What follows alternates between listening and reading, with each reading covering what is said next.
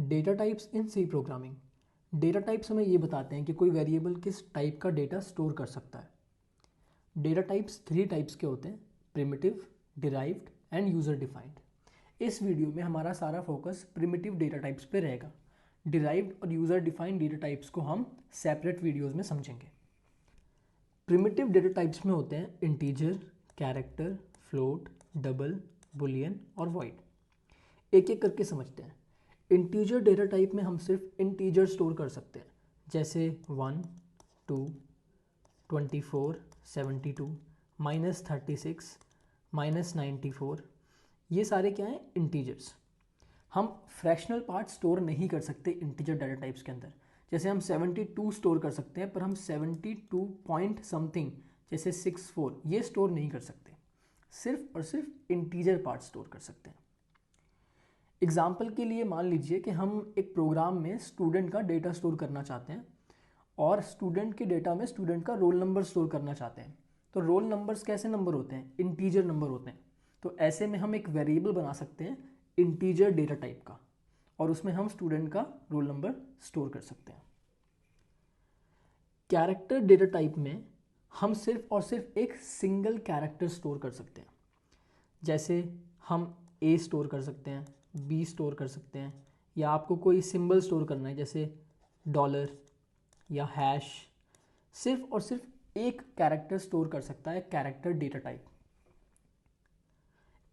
Example के लिए, अगर आप स्टूडेंट के डेटा में ये स्टोर करना चाहते हैं कि स्टूडेंट की क्लास का सेक्शन क्या है, किस सेक्शन में पढ़ता है वो, जैसे ए, बी या सी, तो ऐसे में हम कैरेक्टर डेटा टाइप का यूज़ कर सकते हैं।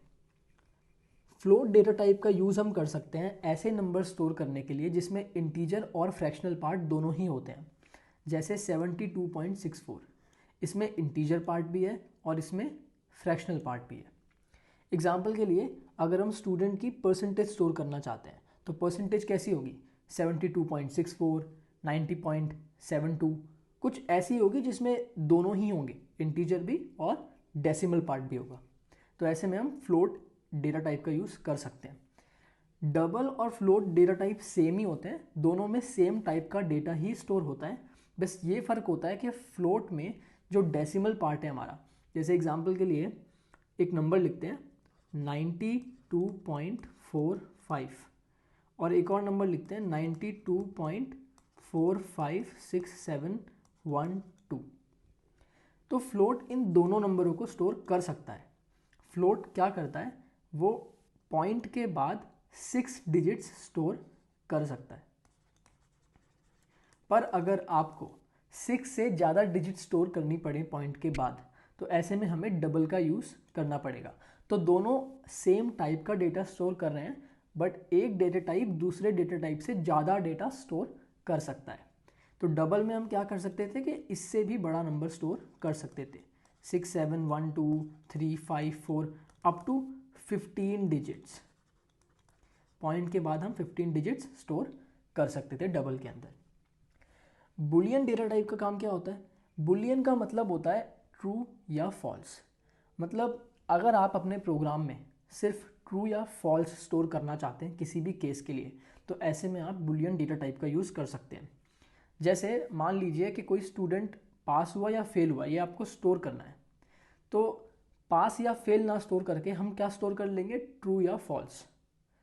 ट्रू का मतलब स्टूडेंट पास हो गया और फॉल्स का मतलब स्टूडेंट फेल हो गया। तो ऐसे में हम बुलियन डेटा टाइप का यूज़ कर सकते हैं। तो बुलियन क्या स्टोर करता है? सिर्फ ट्रू और फॉल्स। वॉइड डेटा टाइप का मतलब होता है नथिंग, एम्प्टी, मतलब कुछ भी नहीं। वॉइड डेटा टाइप से हम वेरिएबल्स नहीं बना सकते। तो सवाल आता है इस डेटा टाइप का यूज़ क्या है, क्यों है वॉइड डेटा टाइप? तो वॉइड डेटा टाइप को हम अलग से समझेंगे आने वाली वीडियोस में। जब हम सी प्रोग्रामिंग के और फीचर्स को एक्सप्लोर करेंगे, प्रोग्राम्स लिखेंगे, तो हम वॉइड डेटा टाइप को समझ जाएंगे कि कहाँ पर वॉइड डेटा टाइप का यूज़ होता है। बट अभी के लिए इतना समझ लीजिए कि वॉइड डेटा टाइप का मतलब होता है नथिंग, और हम इससे कोई वेरिएबल नहीं बना सकते, क्योंकि हम ये नहीं बोल सकते कि एक वेरिएबल है जिसका टाइप है वॉइड, तो वॉइड का मतलब तो हो गया एम्प्टी, कोई डाटा ही नहीं। तो आप फिर उस वेरिएबल में क्या स्टोर करेंगे जब आप उसमें डाटा स्टोर ही नहीं कर सकते। तो इसलिए वॉइड को हम आने वाली वीडियोस में समझेंगे। डेटा टाइप्स को अब हम इस टेबल से समझते हैं। तो वेरिएबल टाइप क्या हो गया हमने देख ही लिया, character, integer, float, double, boolean. C programming में जब आपको ये डेटा टाइप्स यूज़ करने होते हैं तो आपको यूज़ करने पड़ते हैं कीवर्ड। जब आप कोई वेरिएबल बनाते हैं कि वो किस टाइप का डेटा स्टोर करेगा तो आपको उससे पहले लगाना पड़ता है टाइप का कीवर्ड। तो उसके लिए कीवर्ड्स क्या होते हैं, कैरेक्टर के लिए होता है कैर, इंटीजर के लिए होता है इंट, फ्लोट के लिए फ्लोट होता है और डबल के लिए डबल और बुलियन के लिए बूल। सी प्रोग्रामिंग एक केस सेंसिटिव लैंग्वेज है, तो अगर कैर में सब कुछ स्मॉल लेटर्स में है तो आपको सब कुछ स्मॉल लेटर्स में ही लिखना है। आप कैर ऐसे नहीं लिख सकते, यहाँ पे कैपिटल सी नहीं कर सकते, बल्कि कोई भी लेटर कैपिटल नहीं कर सकते। डेटा टाइप्स ये भी बताते हैं कि उस वेरिएबल को मेमोरी में कितना स्पेस मिलेगा, कितनी मेमोरी मिलेगी। जैसे कैर डेटा टाइप है तो मेमोरी में इसे 1 बाइट मिलेगा। इंटीजर अगर डेटा टाइप आप यूज़ कर रहे हैं कोई वेरिएबल बनाने के लिए तो उसको 4 बाइट्स मिलेंगे। इस तरीके से फ्लोट को 4 बाइट्स मिलेंगे, डबल को 8 बाइट्स मिलेंगे और बुलियन डेटा टाइप को 1 बाइट मिलेगा। अब क्योंकि आपको पता है कि डेटा टाइप्स के पास एक लिमिटेड मेमोरी है, जैसे कैर के पास सिर्फ 1 बाइट है, इंटीजर के पास 4 बाइट्स है, तो ऐसे में वो सिर्फ और सिर्फ limited amount of data he store कर सकते हैं। तो कैर डेटा टाइप में आप सिर्फ -128 से 127 तक ही स्टोर कर सकते हैं। इंटीजर में आप -32768 से लेके 32767 तक स्टोर कर सकते हैं। ऐसे ही फ्लोट के लिए, ऐसे ही डबल के लिए और ऐसे ही बुलियन के लिए 0 या 1, 0 मीन्स फॉल्स, 1 मीन्स ट्रू। इस तरीके से डेटा स्टोर होता है। अभी इससे कंफ्यूज नहीं होना है कि कैरेक्टर में तो हम कैरेक्टर स्टोर कर रहे थे, सिंगल कैरेक्टर, तो यहाँ पर कैरेक्टर के लिए रेंज -128 से 127 क्यों लिखी है, यहाँ पे रेंज में नंबर क्यों लिखा है, जबकि हम वहाँ पे कैरेक्टर स्टोर कर रहे हैं। तो इससे कंफ्यूज नहीं होना है। एक्चुअली में प्रोग्रामिंग में सारे कैरेक्टर्स का रिप्रेजेंटेशन भी नंबर से ही किया जाता है। तो हम एस्काई वैल्यूज़ पढ़ेंगे इसके लिए अपकमिंग वीडियोज़ में, तो अभी कंफ्यूज बिल्कुल भी नहीं होना है। पर अभी समझ लीजिए कि कितना डेटा स्टोर कर सकता है कोई डेटा टाइप। और यहाँ पर एक बात और याद रखनी है आप लोगों को कि ये फिक्स नहीं है कि कैर 1 बाइट लेगा, इंटीजर 4 बाइट्स लेगा, फ्लोट 4 बाइट्स ही लेगा, डबल 8 बाइट्स ही लेगा। ये सब डिपेंड करता है आर्किटेक्चर पे, आपके सिस्टम पे। आपका सिस्टम किस आर्किटेक्चर पे वर्क कर रहा है, वो 32 बिट आर्किटेक्चर है, वो 64 बिट आर्किटेक्चर है, तो ये साइज़ बदल भी सकता है। मतलब किसी आर्किटेक्चर पे इंटीजर सिर्फ 2 बाइट्स में ही स्टोर होगा, किसी में इंटीजर 4 बाइट्स में स्टोर होगा। तो आपको इसे एकदम याद रखने की ज़रूरत नहीं है, ये चेंज हो सकता है। फॉर्मेट स्पेसिफायर, फॉर्मेट स्पेसिफायर क्या करते हैं, ये हमको जब इनपुट और आउटपुट लेना हो या प्रिंट कराना हो तो हम फॉर्मेट स्पेसिफायर्स का यूज़ करते हैं वेरिएबल्स के साथ। तो एग्जांपल के लिए अगर आपको याद है कि हम प्रिंट कैसे कराते हैं सी प्रोग्रामिंग में, print F hello world semicolon, सारी स्टेटमेंट्स सेमीकॉलन से एंड होती हैं सी प्रोग्रामिंग में। तो प्रिंट एफ फंक्शन का काम क्या है, कुछ स्क्रीन पे प्रिंट कराना। आप सोचिए कि एक वेरिएबल होता इंटीजर टाइप का जिसमें हम लोगों ने 72 स्टोर किया हुआ है। अगर आपको ये नंबर प्रिंट कराना हो प्रिंटफ फंक्शन का यूज़ करके तो आपको यूज़ करना पड़ेगा फॉर्मेट स्पेसिफायर। कैसे, आप प्रिंटफ फंक्शन लिखेंगे, डबल क्वाट्स लगाएंगे और यहाँ पे यूज़ करेंगे फॉर्मेट स्पेसिफायर। तो फॉर्मेट स्पेसिफायर मैंने क्या यूज़ किया है, %d। तो %d फॉर्मेट स्पेसिफायर किसका है, इंटीजर का। इसलिए अब हम यहाँ पे कॉमा के बाद लिखेंगे ए किस टाइप का वेरिएबल है, इंटीजर। तो अब ये प्रिंटफ फंक्शन हमारे स्क्रीन पर ए की वैल्यू 72 प्रिंट कर देगा। तो इस तरीके से हम फॉर्मेट स्पेसिफायर्स का यूज़ करते हैं। इन्हें हम अच्छे से समझ जाएंगे अपकमिंग वीडियोज़ में कि प्रॉपर सिंटेक्स क्या होता है, हम डेटा जब लेते हैं तो फॉर्मेट स्पेसिफायर का यूज़ कैसे करते हैं, या फिर हमें बहुत सारे वेरिएबल्स एक साथ प्रिंट करने होते हैं एक ही प्रिंटफ फंक्शन का यूज़ कर तो वो भी हम कैसे करते हैं। अब हम ये समझते हैं कि वेरिएबल्स में डेटा कैसे स्टोर होता है। जब हम कोई वेरिएबल बनाते हैं तो कंप्यूटर में हमें उस वेरिएबल के अंदर डेटा स्टोर करने के लिए मेमोरी मिल जाती है।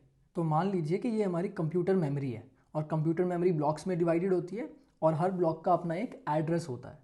अब हम एक वेरिएबल बनाते हैं जिसका टाइप है कैरेक्टर।